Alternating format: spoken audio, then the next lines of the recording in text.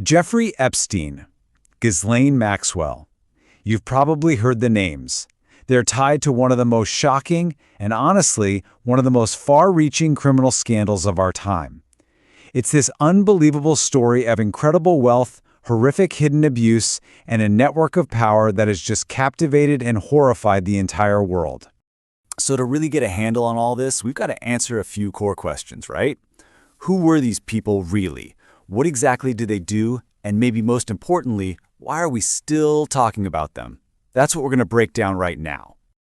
All right, so let's start with a man right at the center of this whole web, Jeffrey Epstein. To the public, he tried to present one very specific image. But the reality, well, it was something much, much darker. And this slide, this really gets to the heart of the whole deception. On the one hand, you've got this persona of a Wall Street mogul, right? The super connected financier who manages money for the world's wealthiest people. But on the other hand, you have the grim criminal reality. A convicted sex trafficker who literally built an empire on the abuse of children. So Epstein used his career in finance, first at big firms like Bear Stearns, and then with his own company, to build this kind of shield, this veneer of legitimacy and influence.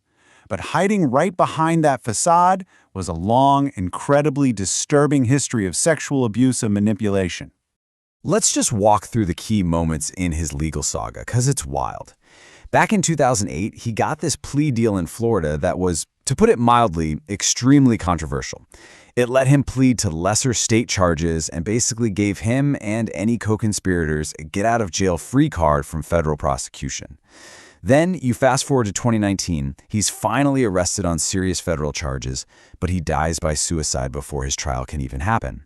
And that brings us to early 2024, when a massive release of documents just blew the lid off the whole thing all over again. But here's the thing you absolutely have to understand.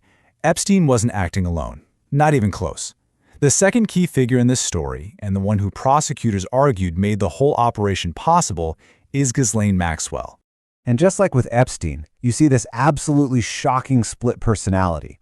In public, Maxwell was known as this global socialite. She was born into a super wealthy family, and she moved so easily through the worlds of power and money.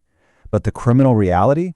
She was a convicted accomplice, somebody who was central to making Epstein's abuse happen.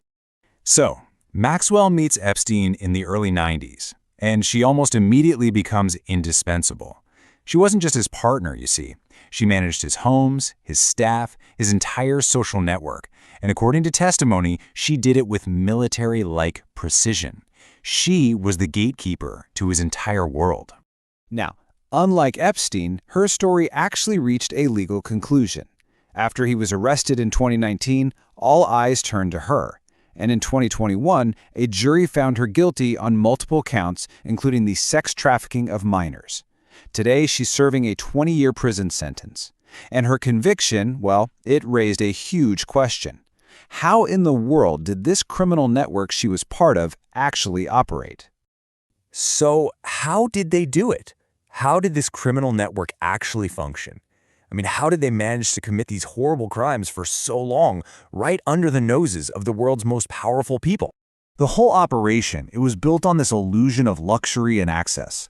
They used these incredible settings, mansions, private jets, even a private island, to create an environment where victims felt special, but at the same time were totally isolated and controlled.